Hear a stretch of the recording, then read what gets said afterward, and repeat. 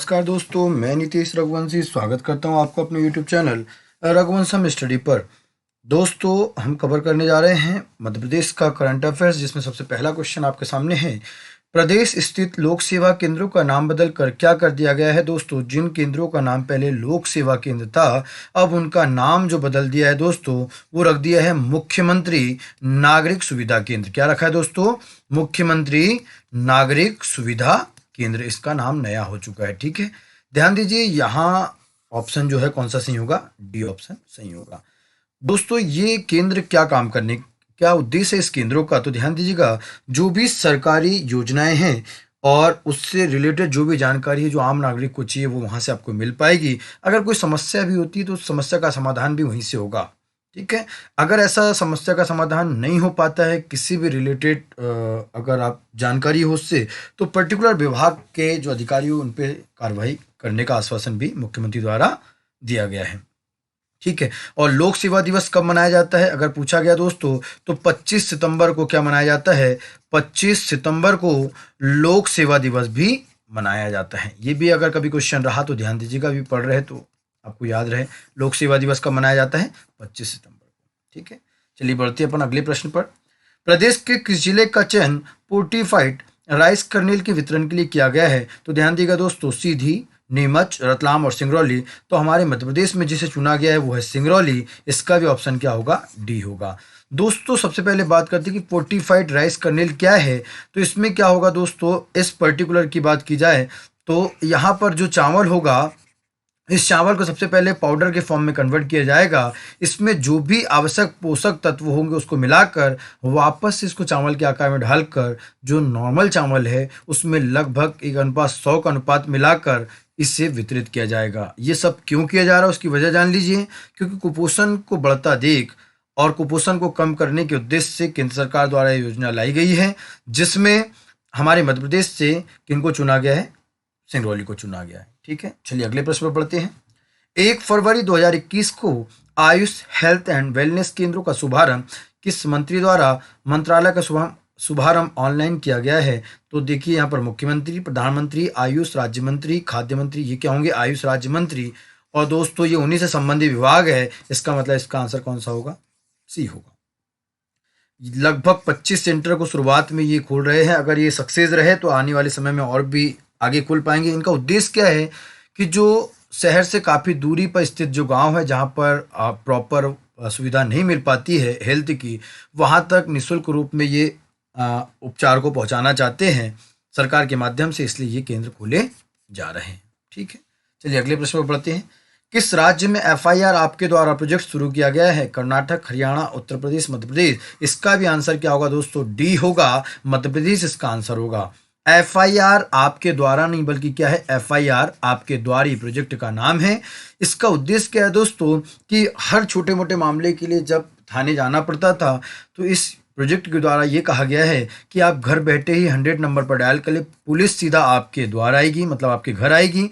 अगर मामला बहुत गंभीर है तभी आपको थाने जाना होगा, अदरवाइज फोन पर भी पुलिस आपके घर आ सकती है। तो यह आंसर इसका क्या होगा? डी होगा। चलिए अगले प्रश्न पर बढ़ते हैं। हाल ही में 19 दिसंबर को किस खेल को खेलो इंडिया यूथ गेम में शामिल कर लिया गया है?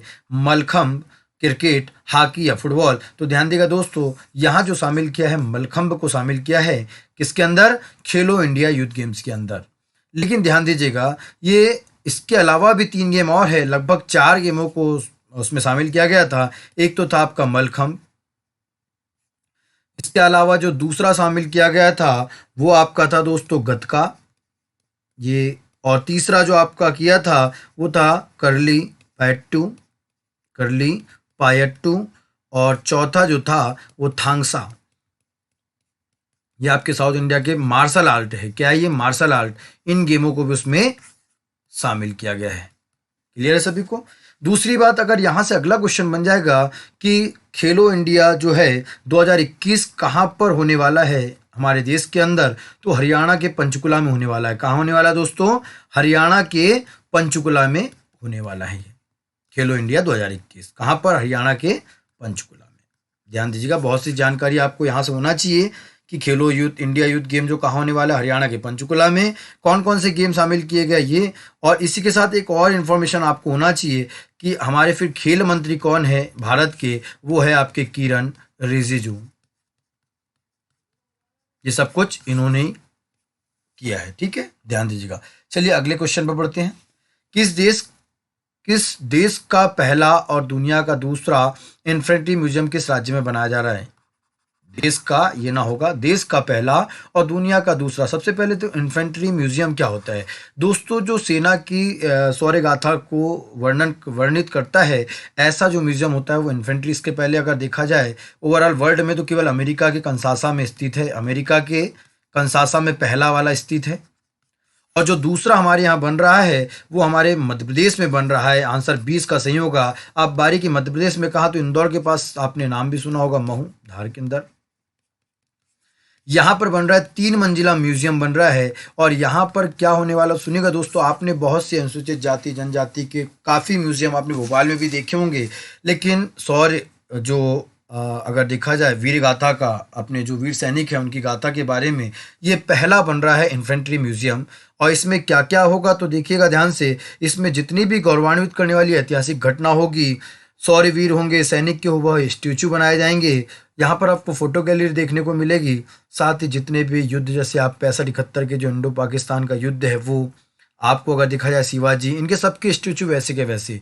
ओवरऑल देखा जाए तो इस म्यूजियम के अंदर पूरा का पूरा सैनिक से रिलेटेड वह हमारी सैनिकों की शौर्य गाथा से इसे रूपित किया जाएगा। ध्यान दीजिएगा, इसका आंसर क्या होगा? बी होगा, ठीक है। चलिए अगले प्रश्न पर बढ़ते हैं। मुख्यमंत्री शिवराज सिंह चौहान ने किस जिले में गौ उत्पाद अनुसंधान केंद्र खोले जाने के निर्देश दिए हैं? सीधी, सतना, आगरमालवा या रतलाम? तो इसका आंसर होगा आगरमालवा। इसके अलावा इन्होंने 200 गौशाला भी 2000 गौशाला भी एमपी में बनाने का निर्णय लिया है। कितनी जी? 200 गौशाला भी। और एक योजना जो चलाई जा रही है इन्हीं के लिए, वो है संजीवनी योजना। कौन सी योजना? संजीवनी योजना।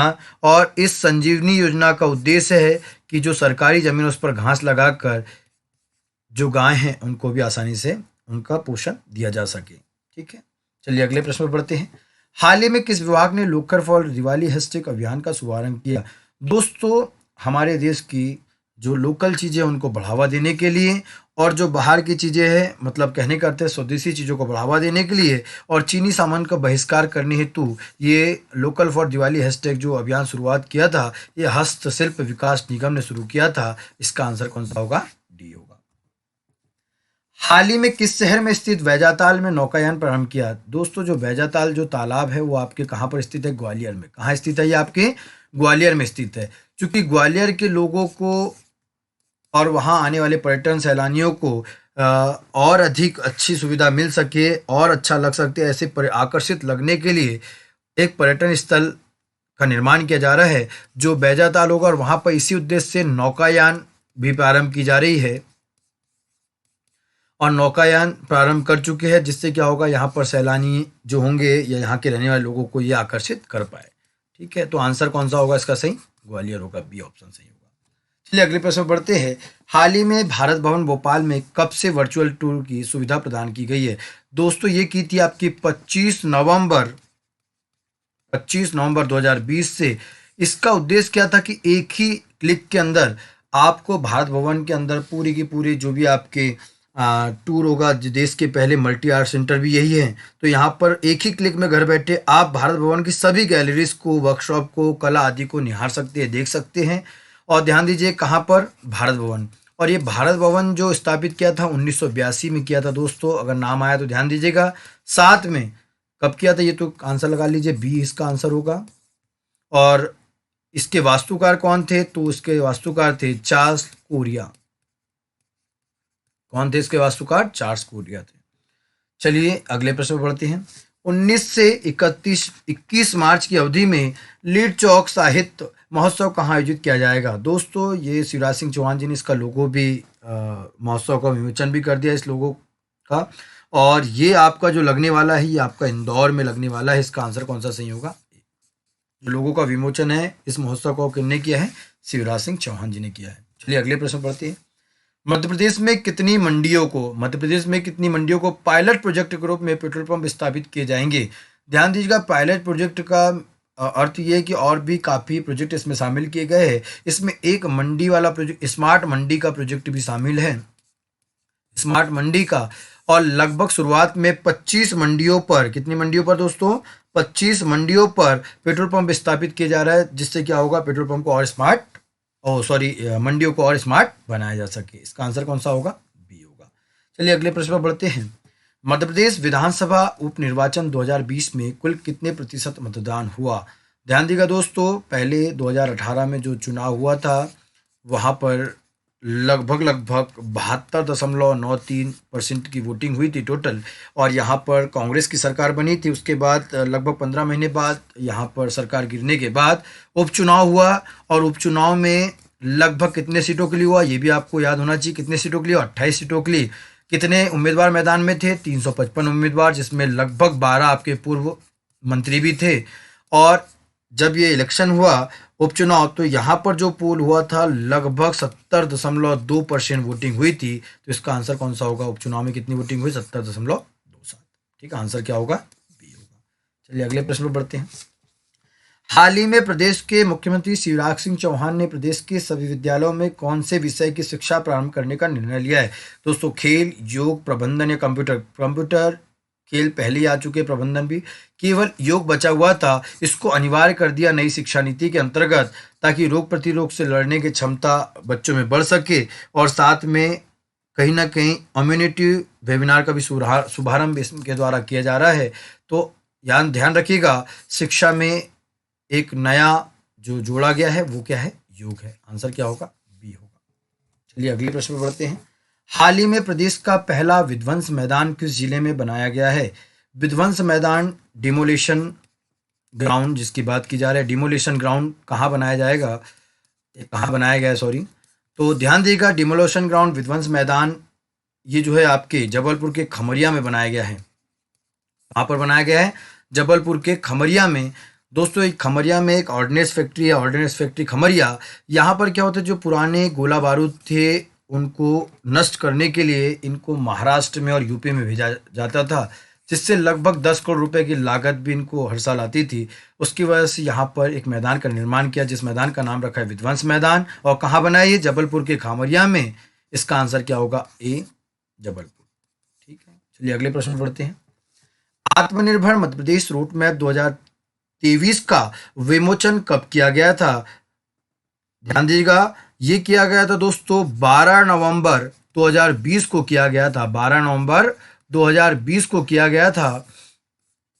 इसका उद्देश्य क्या था, तो दोस्तों, किसानों की आय को दुगनी करना, किसानों की आय को दोगुना, इनने जो लक्ष्य रखा है वो किसानों की आय को दोगुना करने का, साथ में रोजगार बढ़ाने का।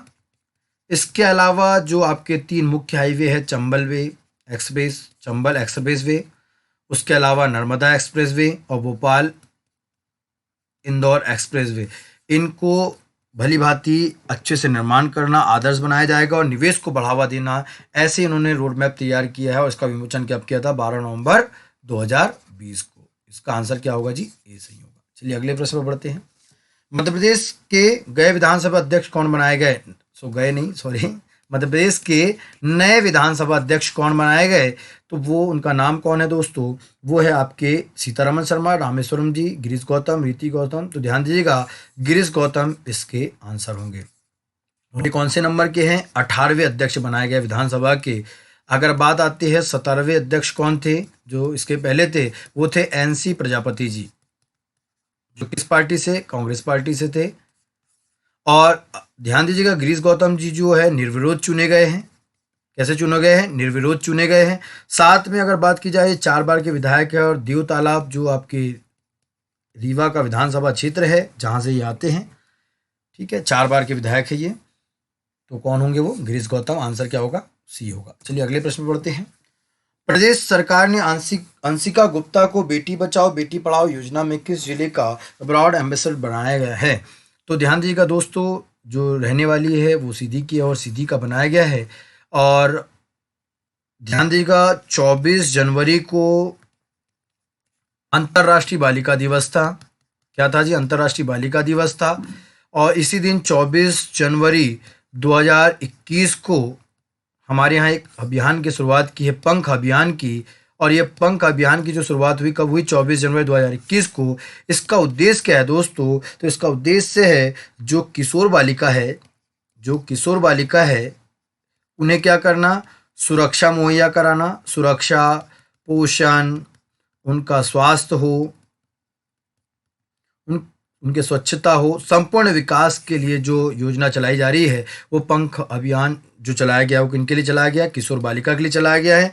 और दूसरी बात कि अंशिका गुप्ता को ही क्यों बनाया गया है? तो ध्यान दीजिए, निजी स्कूल में पढ़ने वाली अंशिका गुप्ता 10वीं क्लास में है और ये अलग अलग क्षेत्रों में भी इनकी रुचि है, जिनमें अभी कुछ दिन पहले इन्होंने खेलो इंडिया यूथ में इन्होंने 10 मीटर में सिल्वर मेडल भी जीता था अंशिका गुप्ता ने। ठीक है, तो आंसर क्या होगा? ए ऑप्शन होगा यहाँ पर। चलिए अगले प्रश्न में बढ़ते हैं।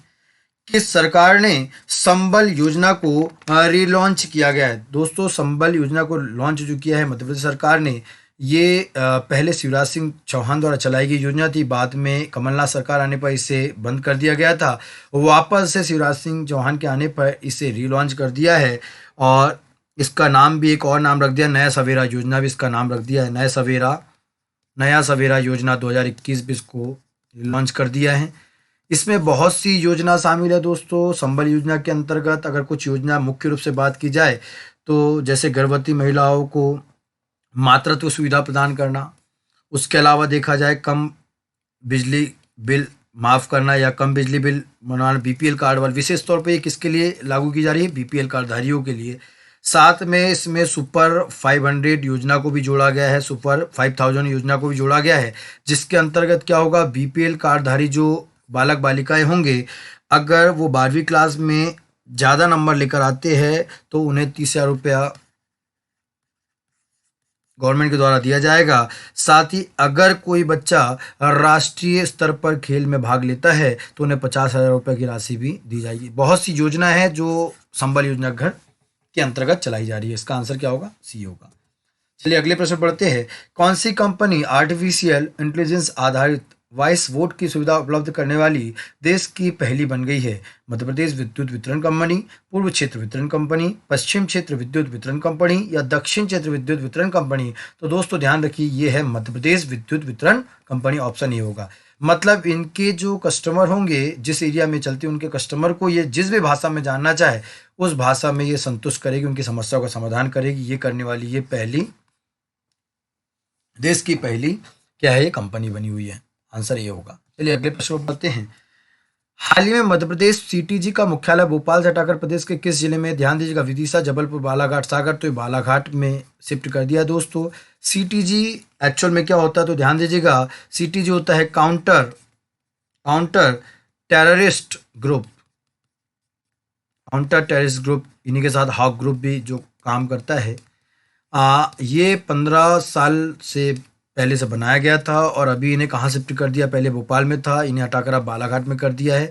ये क्या होते हैं? जो शहर में आने वाले आतंकी या जो भी है गतिविधि, उनको रोकने का काम इनका ही है। अभी आपको याद होगा कुछ दिन पहले सिमी के जो मध्य प्रदेश में सिमी के आतंकी को पकड़ने का काम भी किन्होंने किया था? इसी ग्रुप ने किया था, सीटीजी। ठीक है, तो आंसर क्या होगा? अभी यहाँ पर सी होगा। चलिए अगले प्रश्न बढ़ते हैं। हाल ही में खेल मंत्रालय ने मध्य प्रदेश के कितने जिले सेंटर को खेलो इंडिया सेंटर ऑफ एक्सीलेंस में अपग्रेड किया है? तो ध्यान देगा दोस्तों, यहाँ हमारे मध्य प्रदेश से मात्र एक ऐसा सेंटर जिसको अपग्रेड किया है। इसका आंसर क्या होगा? ये होगा। चलिए अगले प्रश्न पर पढ़ते हैं।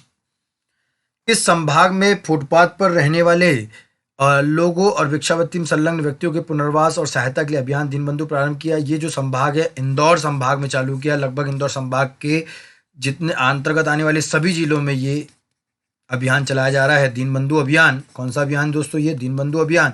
इसमें क्या कर रहे हैं ये लोग? भिक्षुक व्यक्ति जो है उनको बचाव के लिए रैन बसेरे में उनको सुविधा प्रदान कर रहे हैं। साथ में उनके गर्म कपड़े, कंबल, खाने आदि की व्यवस्था इनका उद्देश्य रखा है। ठीक है, तो आंसर क्या होगा इसका? ये आंसर होगा। चलिए अगले प्रश्न पर पढ़ते हैं। हाल ही में प्रदेश के गांधी सागर अभ्यारण्य में कौन से जानवर बसाए जाने की योजना है?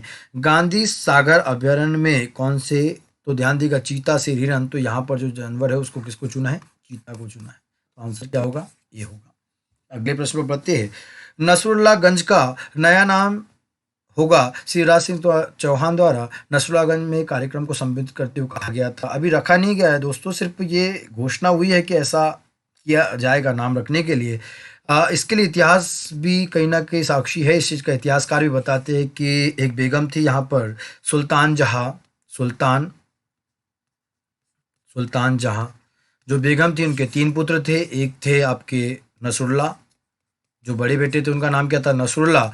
दूसरे बेटे का नाम था आपके अब्दुल्ला, और तीसरे बेटे का नाम जो था हमीदुल्ला। और 3 जागीर भोपाल की बांटी गई थी इनके बीच में। इनको जो मिली जागीर का नाम पड़ा नसरुल्लागंज, इनको जो जागीर का नाम पड़ा अब्दुल्लागंज। ठीक है, इनको जो जागीर चिकलौत की मिली थी, कहाँ की मिली थी, चिकलौत की मिली थी। दोस्तों अगर बात की जाए उस समय का जो गजट था 1900, अगर बात की जाए 1908 के गजट में, उस समय नसरुल्लागंज का नाम भैरुंदा था, और इसीलिए उस नाम को वापसी रखने के लिए क्या हो रहा है, शिवराज सिंह चौहान ने कार्यक्रम में संबोधित किया था कि अब इसका नाम बदला जाएगा। दूसरी बात, अब क्या होगा यहाँ पर, आंसर बी होगा, भैरुंदा। एक और चीज, अब बात आ रही कि नाम बदलना है दोस्तों, तो नाम बदला कैसे जाता है, तो ये भी चीज को आप समझ लीजिए कि जानकारी आपके लिए ठीक होगी कि नाम अगर किसी भी जिले का बदलना हो तो उसकी प्रोसेस क्या होती है। तो सबसे पहले जो नगरीय निकाय होता है ना, नाम बदलने के लिए प्रस्ताव पारित करेगा। क्या करेगा जी, नगरीय निकाय जो होगा वो नगरीय निकाय जो होगा नाम बदलने की क्या करेगा, प्रस्ताव को क्या करेगा जी, पारित करेगा। उसके बाद क्या होता है, प्रस्ताव फिर कहाँ भेजा जाता है, आपके कैबिनेट में भेजा जाता है। कहाँ भेजा जाता है, आपके कैबिनेट में भेजा जाता है। और यहाँ से अगर आपको मंजूरी मिल जाती है, कैबिनेट से मंजूरी मिल जाती है, फिर इसे विधानसभा में पास करवाया जाता है। कहाँ करवाया जाता है, विधानसभा में क्या करवाया जाता है जी, पास करवाया जाता है। उसके बाद राज्यपाल की अनुमति ली जाती है। समझ में आ रहा है, उसके बाद क्या की जाती है, राज्यपाल की अनुमति ली जाती है। फिर इसे केंद्रीय गृह मंत्रालय को भेजा जाता है। आखिरी में कहाँ भेजा जाता है, केंद्रीय गृह मंत्रालय को भेजा जाता है। और गृह मंत्रालय से फिर एक नोटिफिकेशन के रूप में निकल जाता है। जैसे अगर इनका करना हो तो नसरुल्लागंज का नाम क्या होगा, अगला भैरुंदा। उसकी प्रोसेस आपको समझ में आएगी कैसे नाम चेंज किया जाता है। ये खाली नसरुल्लागंज की बात नहीं कर रहे, इसके अलावा किसी भी शहर का अगर नाम बदलना हो तो उसकी यही प्रोसेस होती है। ठीक है, तो आंसर क्या होगा, सी होगा। चलिए अगले क्वेश्चन पर बढ़ते हैं। हाल ही में प्रदेश के किस जिले में स्थित उपभोक्ता फोरम को आयोग का दर्जा मिला है, तो ध्यान देगा दोस्तों, इसमें खंडवा, रतलाम, राजगढ़ और सागर। तो आंसर क्या होगा, ए खंडवा होगा। उपभोक्ता फोरम का मतलब क्या है कि कोई भी आप किसी भी जिले में कहीं पर भी क्यों ना हो, अगर उपभोक्ता के अधिकारों का उल्लंघन हो रहा है तो आप इसकी शिकायत कहीं पर भी कर सकते हैं। जिसमें अब इस उपभोक्ता फोरम को आयोग का दर्जा मिल गया है, आयोग का दर्जा देना चाह रहा है। जिसमें क्या होगा, आप कहीं पर भी रहकर अगर कोई सामान आप खरीद रहे हैं, इसमें धोखाधड़ी या गड़बड़ी हो रही तो उसकी शिकायत भी आप कहीं पर भी कर सकते हैं। आंसर अभी इसका ही होगा। चलिए अगले प्रश्न पर बढ़ते हैं। हाल ही में प्रदेश के किस जिले में खेत पाठशाला अभियान की शुरुआत की गई है, तो ध्यान दीजिए 4 नवंबर 2020 को, कब जी, 4 नवंबर 2020 को इस अभियान की शुरुआत की गई है। और यह अभियान की शुरुआत भोपाल से की गई है। कहाँ से की गई है, भोपाल से की गई है। दोस्तों इसका उद्देश्य क्या है, खेत पाठशाला अभियान का उद्देश्य ये कि जो शहर के पास, बड़े शहरों के पास जो गांव होते हैं, उसमें शहर की रिक्वायरमेंट के हिसाब से फसल को बोया जाए और अधिक से अधिक मुनाफा, मतलब आय को दोगुनी, किसान की आय जो है किसान अपनी दोगुनी कर सके। कब, जब जो चीज़ों की आपके पास के शहर में ज़रूरत हो उसी को आप बोए और उन्हीं को बेचे। तो इसके लिए सबसे पहला जो अभियान की शुरुआत कहाँ से की है, भोपाल से। ऑप्शन ए सही होगा। चलिए अगला प्रश्न। हाल ही में मध्य प्रदेश में राष्ट्रीय पल्स पोलियो अभियान का शुभारंभ कहाँ से किया गया है। जो मध्य प्रदेश का शुभारंभ किया गया है, किसका, आपके पोलियो का, वो कहाँ से किया गया। चलिए इसका आंसर क्या होगा दोस्तों, तो ध्यान दीजिएगा, पल्स पोलियो अभियान का जो आरंभ किया है आपके भोपाल से किया है। कहाँ से किया है ये, कहाँ कहाँ से किया दोस्तों, ये भोपाल से किया है। इसका आंसर क्या होगा, 24 अक्टूबर 2020 की बात की जाए, 24 अक्टूबर 2020 में संपूर्ण विश्व में पोलियो दिवस भी इसका कब मनाया जाता है, संपूर्ण विश्व में पोलियो दिवस कब मनाया जाता है, ये संपूर्ण विश्व के अंदर 24 अक्टूबर को मनाया जाता है। और 24 अक्टूबर 2020 को ही यह पोलियो अभियान का शुभारंभ कहाँ से किया था, भोपाल से किया था। ठीक है, दूसरी बात दोस्तों कि ये जो पोलियो, अगर भारत की बात की जाएगी, भारत में लास्ट टाइम इसको कब देखा गया था, तो ये कई बार आपके क्वेश्चन में आ जाए, तो ध्यान रखिए 1999 में अलीगढ़ के अंदर भारत में लास्ट टाइम पोलियो देखा गया था।